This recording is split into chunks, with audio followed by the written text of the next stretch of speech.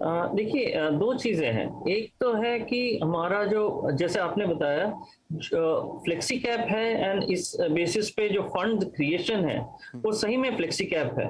Large cap जो position है वो करीब करीब 45% ही है, जबकि बेंचमार्क में ये करीब करीब 70% के ऊपर है। हम लोग ने मिड एंड स्मॉल कैप में काफी अच्छा एक्सपोजर दिया है फंड में। इसका एक ही कारण था, क्योंकि हमें क्लियरली दिख रहा था इकोनॉमी अच्छी करने वाली है। एंड इकोनॉमी जब ब्रॉड बेस होती है, सेक्टर्स जब अच्छे करते हैं, तो उन सेक्टर्स में मिड एंड स्मॉल कैप्स काफी ज्यादा पार्टिसिपेट करते हैं।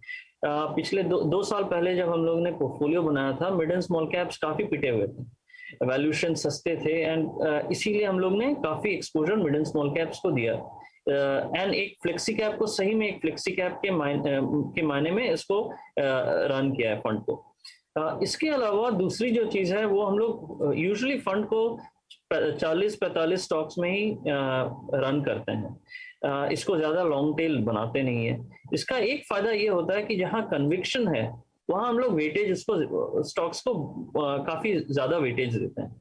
एंड इस कारण से अगर सही कॉल गया, क्योंकि हमारा रिसर्च टीम काफी अच्छा काम करती है, अगर कॉल सही गया सेक्टर्स एंड कंपनीज पे, तो वहां पे क्योंकि हम लोग वेटेज ज्यादा देते हैं स्टॉक्स को, आउट परफॉर्मेंस भी हमें काफी बड़ा मिलता है।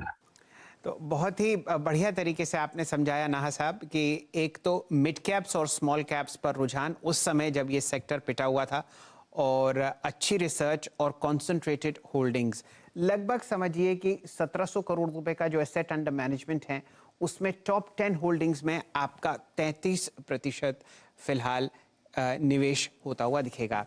अनिरुद्ध जी, अब इंडिविजुअल सेक्टर्स की चर्चा करते हैं। आपने आईटी बहुत हेविली वेटेड है आपके पोर्टफोलियो में, इंडेक्स के मुकाबले आपने उसमें ज़्यादा पैसा डाल रखा है।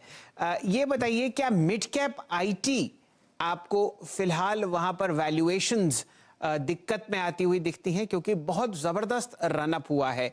एक मिड कैप आईटी आपके टॉप 5 होल्डिंग्स में है। क्या बाजार को यह समझ नहीं आ रहा कि आगे आने वाले 3 साल कैसे होंगे मिड कैप आईटी के, या आप भी मोमेंटम राइड कर रहे हैं? देखिए, हम लोग आईटी में फ्रैंकली जब रैली चालू नहीं हुआ था तब से हम लोग आईटी पे ओवरवेट हैं। करीब करीब 2 साल हो रहे हैं। रैली जो आईटी में आया है वो करीब करीब पिछले 1 साल में आया हुआ। तो ऐसा भी टाइम था जहां पे हम लोग हमारे ओवरवेट होने के बावजूद वो सेक्टर परफॉर्म नहीं कर रहा था। अगर अगले 3 साल का व्यू लिया जाए, मिड कैप आईटी में नो डाउट रीसेंट पास में आपका काफी अच्छे रिटर्न्स बने हैं, बट अर्निंग स्ट्रेंथ इनमें अभी भी रहेगा। एंड ये अर्निंग स्ट्रेंथ जो है ये हमारे मुताबिक अगले 2 से 3 साल तक इन कंपनीज में अच्छा खासा अर्निंग्स मोमेंटम रहेगा। दूसरी बात गौर करने लायक है कि इन कंपनीज में बैलेंस शीट्स में ज्यादा डेट नहीं है, कैश फ्लो जनरेटिंग बिजनेसेस हैं। अगर इनको सब समेट के देखा जाए तो क्लियरली हो सकता है कि थोड़ा टाइम करेक्शन हो, क्योंकि ये स्टॉक्स में काफी रिटर्न्स ऑलरेडी बन चुके हैं। बट 2 से 3 साल में इन स्टॉक्स में यहाँ से भी अच्छे रिटर्न्स बनाने की पूरी गुंजाइश है। तो हम लोग फ्रैंकली इस पोजीशन को हम लोग चेंज नहीं कर रहे हैं। जो ओवरवेट पोजीशन है आईटी में, वो पोजीशन हम लोग मेंटेन करते हैं, रहेंगे।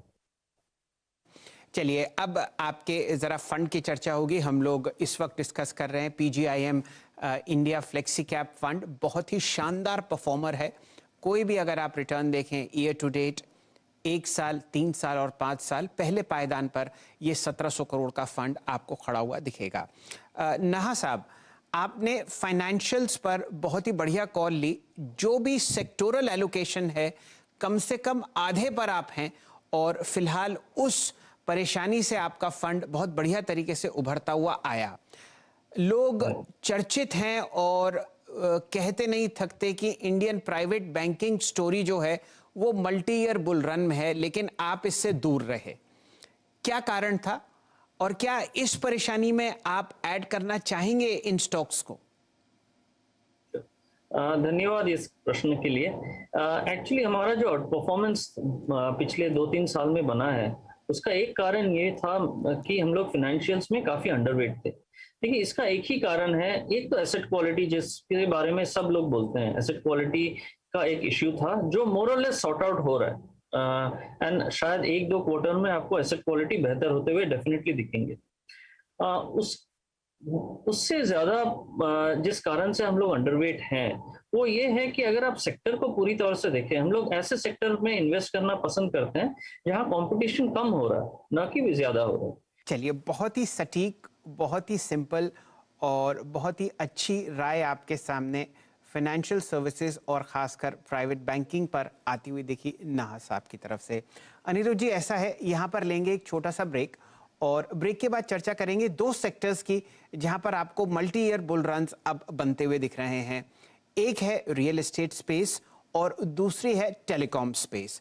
जुड़े रहिए हमारे साथ। इन दोनों स्टॉक्स का और इन दोनों सेक्टर्स का अच्छा रुझान आपको दिख रहा है PGIM India flexi cap fund पर, जो फिलहाल आपके सामने डिस्कस होता हुआ दिख रहा है। शानदार स्कीम है, इसमें एक एसआईपी शुरू कीजिए और थोड़ी ही देर में जुड़िए हमारे साथ। नाहा साहब आपको बहुत बढ़िया बढ़िया राय देते हुए दिख रहे हैं बाजार के बाद।